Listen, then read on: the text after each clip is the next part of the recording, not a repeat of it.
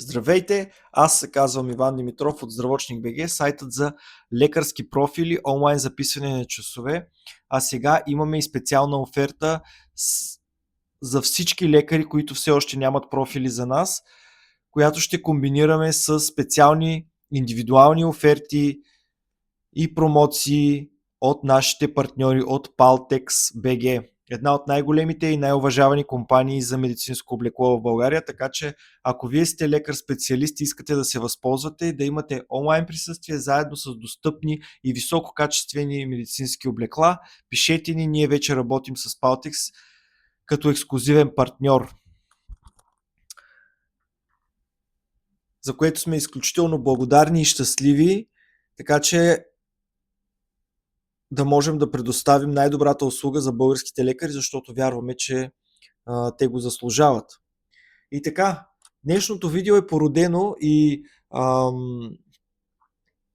от един коментар в TikTok на наш зрител, който каза, че системата с направленията е български абсурд.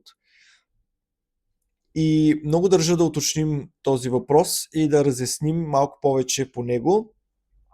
Само в България ли има система с направления и защо изобщо е нужна тя? Първо, системата, която ние използваме на Запад, е известна като Gatekeeping или система с филтър. Тя не е индивидуална само за България, напротив, много страни в целия свят и особено в Европа я използват под различна форма. И така, в Европа има три основни групи държави, в зависимост от това как точно използват системата с Gatekeeping или филтър. Първата група държави, това е пълния контрол или full gatekeeping. Подобно на България, направлението е задължително за почти всички специалисти и изследвания. Такива са системите в Нидерландия, в Обединеното кралство, в Италия, Испания, Португалия, Норвегия, Естония, Румъния. Следващата група държави, това е частичен контрол. Т.е. направленията се изискват само за определени специалисти или дейности. Такива са системите в Полша, Унгария и Швеция. И третият вид държави, третата група, това са директният достъп, no gatekeeping. Пациентите могат да отидат директно при специалист без намеса на личен лекар.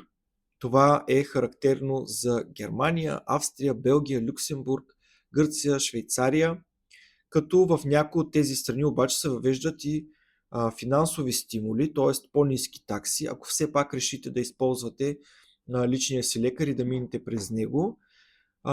И сега излиза въпроса защо това е така, защо дори в държавите, в които няма филтър, можете директно да посетите специалист по каса, разбира се, във всички държави, тук е важно да уточним, във всички държави посещението на болница или специалист на частно, т.е. заплатено, е достъпно, вие винаги може да отидете и не се обвързва с касата. Тук се говори за достъп до специалисти и достъп до платени от касата и от държавата и от фондове, подобни на българската каса, защото в много държави има повече от една каса. Защо изобщо тази система е нужна?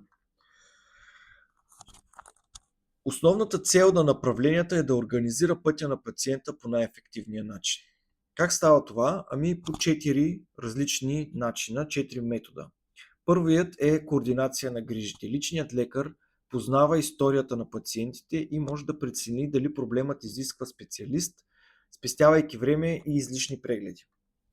Вторият начин, чрез който се регулира системата, е управление на ресурсите. Системата с направленията предотвратява претоварването на тесните специалисти и болниците с леки случаи, които могат да бъдат лекувани в първичната помощ. Третият основен фактор, това е контрол на разходите. Чрез направленията здравните каси регулират публичните разходи за скъпи специализирани изследвания и консултации. Четвъртото основно нещо, с което тези системи помагат, това е, че пациентите често грешат при избора на специалист, т.е. самодиагностиката се предотвратява и личният лекар е именно тази стъпка, която гарантира, че ще бъдете насочени към правилния тип лекар в правилния момент и с правилната информация, защото много често вашият личен лекар може да ви изпрати при специалист с вече направени изследвания, с дадена консултация, с проведено кратко лечение, с наблюдения и така нататък, с което да насочи дадения специалист в една или в друга посока и да спести време.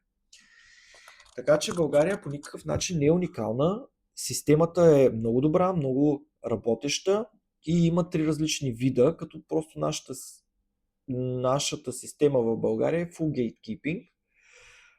Важно е да отбележим, че в Англия също е по този начин, като там вие имате личен лекар, който ви насочва или ви изпраща в дадена болница, която е по местоживеене, където получавате и специализирани грижи, като понякога там личният лекар може да препоръча даден специалист, но разбира се имате право и да си изберете вие специалист, както е в България. Направлението за специалист е общо, например за ортопед, но при кой ортопед точно ще отидете, зависи от вас.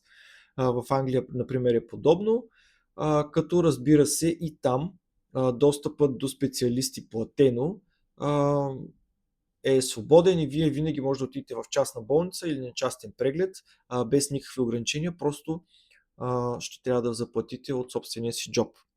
И така, в България направленията вече са и електронни, т.е. тази система става още по-добра и се разширява и се отваря към пациентите. Ако допреди беше нужно вие да пазите направления, хартиени, да ги разнасяте, често стават проблеми с тези направления, те се изгубват и така нататък. Сега системата е вече електронна, позволява се на лаборатории и на специалисти да виждат резултатите и документите ви директно, което подобрява качеството на здравната услуга и гарантира здравето на пациентите. Надявам се, че темата ви е интересна, надявам се, че ви е полезно. А ако сте лекар, не забравяйте да ни пишете и да се възползвате от нашите услуги в комбинация с специални оферти от Paltex BG за медицинско облекло. Аз съм Иван Димитров от Здравочник BG. Бъдете здрави!